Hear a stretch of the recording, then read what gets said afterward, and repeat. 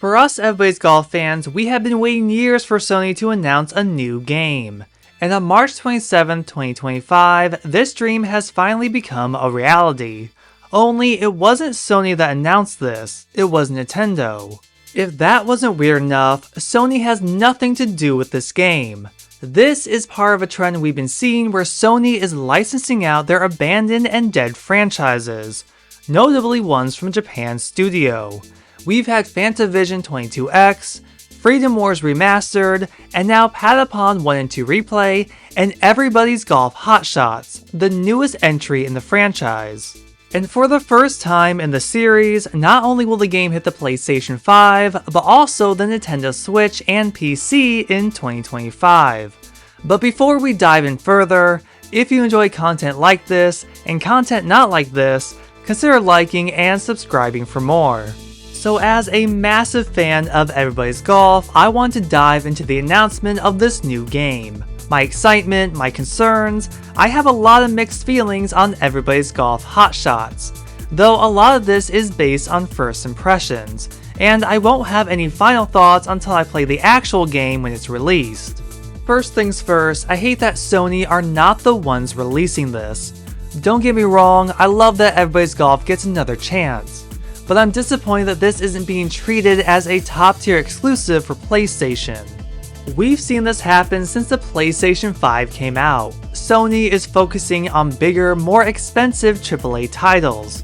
And while it does work for them somewhat, they're also focused on a certain part of the market.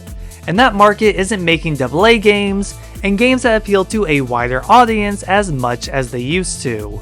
Though I do believe with the success of Astrobot, it has shown Sony that we the players want more variety than the typical emotional cinematic experiences. Which leads me to my next point. The game will be published by Bandai Namco, and there's nothing wrong with that. They published Freedom Wars Remastered and will also publish Patapon 1 and 2 Replay. However, the game isn't being developed by Clap Hands. For the first time since Hot Shots Golf 2, a game from 1999, Clap Hands will have nothing to do with Everybody's Golf, and that in itself is somewhat sad, because clearly Clap Hands is still passionate about golf games. They made a successor called Easy Come, Easy Golf, and a VR game called Ultimate Swing Golf. Now I don't know the story behind their absence from this game, but no one can blame them for moving on. For a while, Sony didn't care for the series, and with Japan Studio closed, there was no one to back them up on a new game. So instead, a Japanese studio called Hyde will be developing Everybody's Golf Hot Shots. They made games like Digimon Survive, Tamagotchi Plaza, and Disney Magical World 2 Enchanted Edition. I have never played any of these, so I can't say anything on the quality of their work. When it comes to the gameplay, it looks like we're going back to a more traditional style than the more ambitious open course style we saw with Everybody's Golf on the PlayStation 4. And in this case, it's probably better to play it safe, especially when the series has been dormant for some time and there's a new developer. Plus, I know many people were mixed on the PS4 game, so I don't really have any worries on the gameplay not having that feeling we all know and love. We still have that iconic 3-click shot system, and I'm hoping we also have other swing styles like in Hot Shots Golf World Invitational, because I know some variety is nice. It's great to see local multiplayer with up to 4 players, as well as online play. There's going to be single player tournaments and more modes to discover, including one called Wacky Golf, which looks like a party kind of mode. And I'm really curious about the new modes or features we don't know of yet, because I'm hoping there's something. I don't think it'll be revolutionary, but hopefully something fresh. Then we have the characters. Longtime fans will easily recognize almost everyone in the trailer, at least 12 golfers at the moment.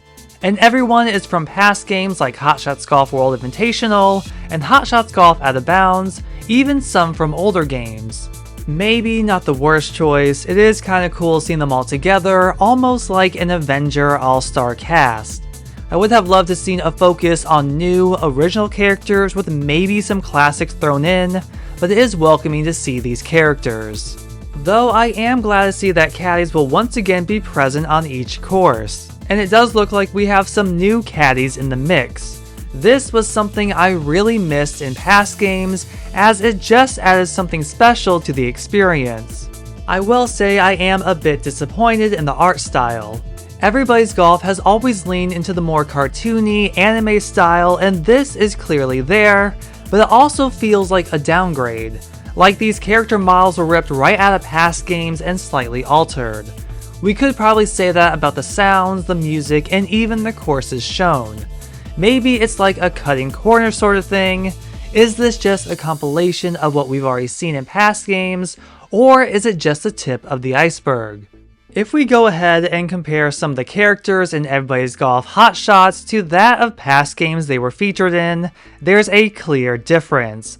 There's something about character models from 2007 and 2011 looking better than those from 2025.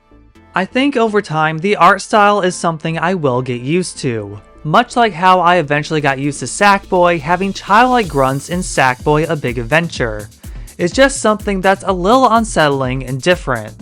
And ultimately, can we expect any sort of guest characters? This is a series that's had so many iconic cameos over the years. If the game was still exclusive to PlayStation, I believe we would. Give us Jin from Ghost of Tsushima, Astro, or Aloy from Horizon.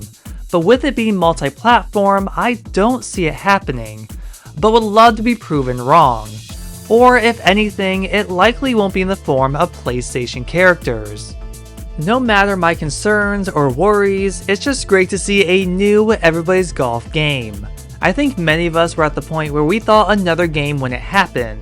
With the closure of Japan's studio, Claphands moving on to make their own golf games, and Sony taking PlayStation into a different direction, all that left Everybody's Golf forgotten in the large vault of abandoned PlayStation franchises. Maybe this new developer will surprise us all and give us an authentic Everybody's Golf experience, but I think it's going to be hard to beat the passion Claphands had. I'm not sure it will be one of the best games in the series, but I don't think it will be a bad game whatsoever.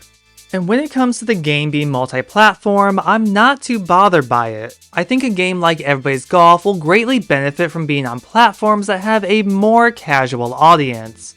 I think the Switch has more than proven itself to be a family-friendly console, and I can only hope success happens because more people can play Everybody's Golf.